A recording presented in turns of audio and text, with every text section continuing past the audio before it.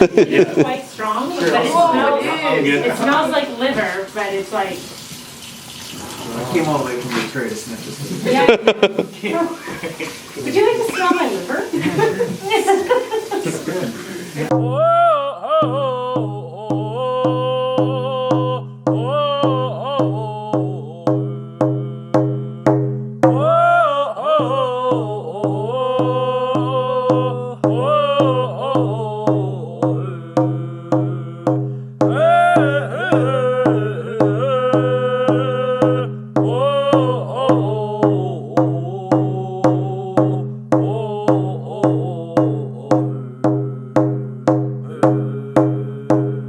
So the reason why we started doing this workshop is like trying to remove barriers, and probably the biggest, I talk about perceived barriers and like actual barriers to becoming a hunter or being a successful hunter.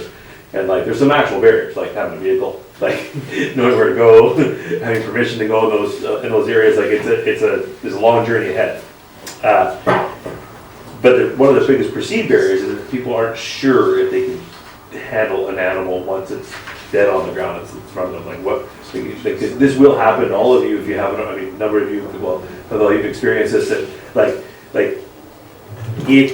when you it's really hard to be a successful hunter. You have to work really hard. It takes a lot of time, and when it all comes together, when that animal gives itself to you, and you make that commitment to shooting it, it's intense, and you'll feel some excitement maybe, but you're gonna feel some sorrow. You're actually gonna watch an animal flip around and take his last few breaths, and it's a painful thing to see.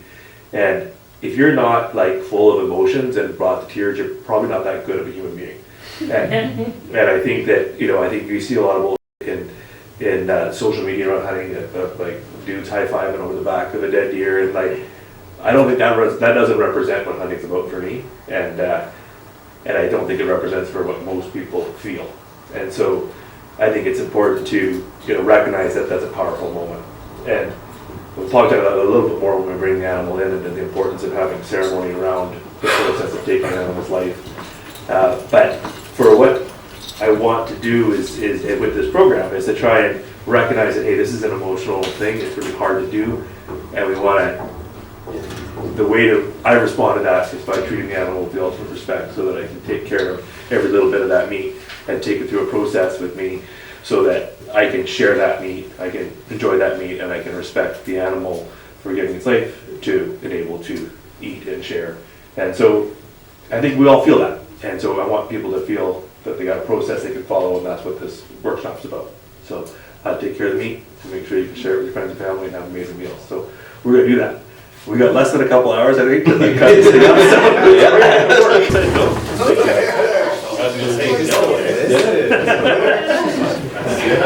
Thank you.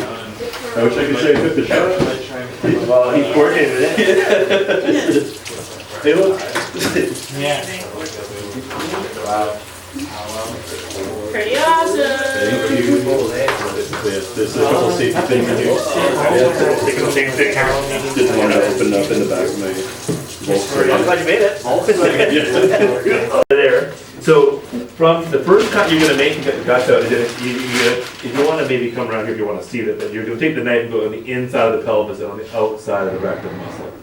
And you basically got to get a hold of the very elastic part with your fingers, and then take the knife and cut around it. You're going to cut on the inside of the bone and on the outside of that rectum muscle. And you can't do damage there because the pelvis, the bone really stops you. You're not like sticking your knife into the big hind quarter roasts or anything. Cool. Now on the inside here, though most of the guts will actually come out once you've freed up the rectum from the pelvis, and it'll actually follow, particularly at this point of downhill. You have to make a slit. Yes, there was the slit part, but okay, we made the slit. You tried the plug? It's pretty easy. Oh, the I saw someone. So I was trained traditional, so did everything that you were explaining earlier. I pulled out a plug, and Malcolm got mad at me. I'm like, let's just try it. See how it goes. I YouTubed it, and we tried it on a deer, and I was pretty impressed. Yeah, this is maybe more than a... This is getting right bypass. So So actually, there's nothing wrong with that to go on the grinder. It just doesn't look all that. So it's actually a very hip thing to do in Sheffyland right now. In your grind is to have a 5 to 10% of organ meat in the grind, and because people are really into eating liver and organs currently for health reasons, it's like they really advertise that they do that. They've been doing it forever at butcher shops because it's partly how you use that part of the animal, but now it's a selling point.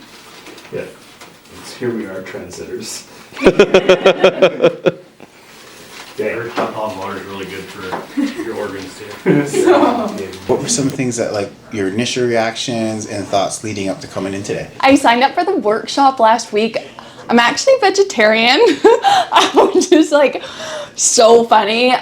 But I've been vegetarian for like 8 years, and I feel like a lack of disconnect in like a lot of cultural spaces, and so it's like a way. So I want to introduce myself to start eating meat again, but within like a. I'm so sorry. That's okay.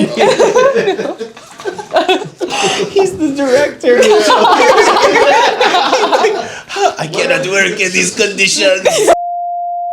Yeah, so I'm vegetarian. I've been vegetarian for the last 8 years, and I find like a lack of disconnect at like cultural events and spaces and conversation, really. So I signed up for the workshop as like a way to introduce myself back to meat, like with full heart and like thought process.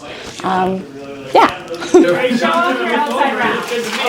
Everybody look at Jess's outside round. This is a beautiful outside round. Yeah.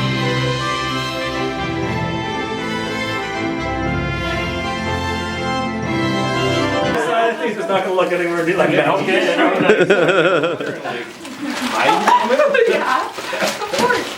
Show you folks how I clean up a heart, just fry it up. For years I didn't know this, but all this fat and inside the arteries holds a lot of flavor, and it maybe it's maybe not. If you have concerns around eating like awful bits, or they call awful like the heart, the lungs and the heart, organ meats, then it's not terribly pleasant. But if you clean it up nice, it actually is really nice. So how I do it is I just open up the heart. This is a little open heart surgery. This is what it's called. That's what they do, just basically that. And here they charge us to pretend to be these specialist surgeons. It's not easy. So the first thing I do, I just trim off all of this hard fat off the outside of the meat, and that's going to really reduce the people call it gaminess, or just the Organ flavor. organy flavor that's a little bit off. For sure. How you prepare a heart to cook it is actually the most important part of cooking the heart, because this is what makes it delicious as opposed to difficult to eat. So this is how it should sort of look. It's free of fat, free of the is this past the test, Jody? Yeah. Cool. Yeah. And then we'll just do something like that for you. It's like what happened to my heart in high school. How do you feel about Indigenous food security? Like, is it important for us to eat the way we used to eat? I think it's really important. I think like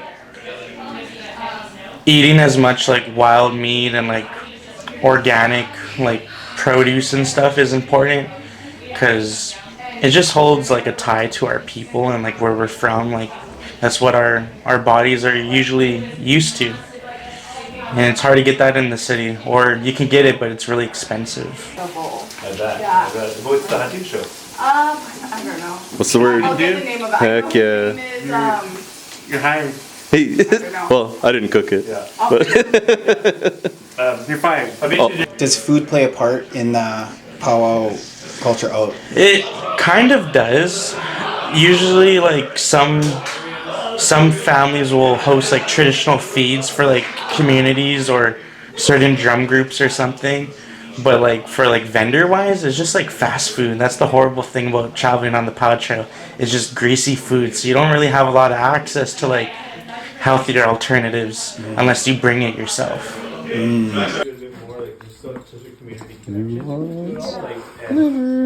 looking forward to learning about it. Hey. Who wants to liver? Hey.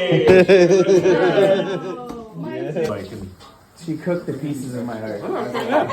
Which one? The liver?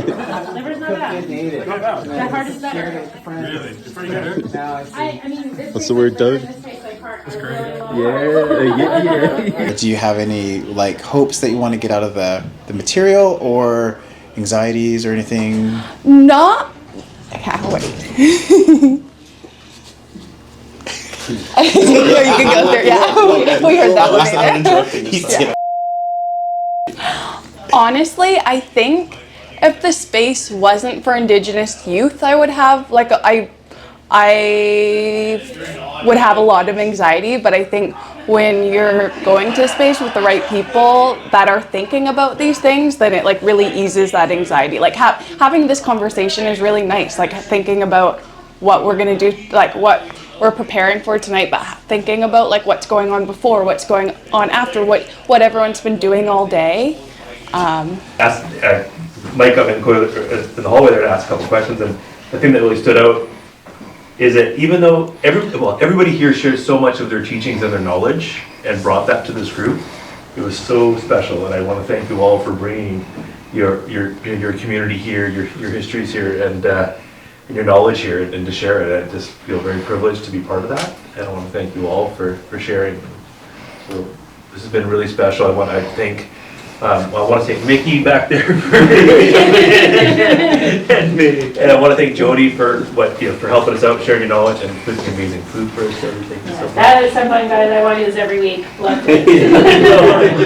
John, thank you for coming and sharing your knowledge and welcoming us to your territory. I really appreciate you. Yeah. And look forward to working with you more. It's been fun. Oh, thank you. And a heichka in my language. Thank you. Thanks. Thanks so much. And Jacob, I'm so thankful that you put this together and you included us. Of course. No, I really wouldn't have been able to do it myself.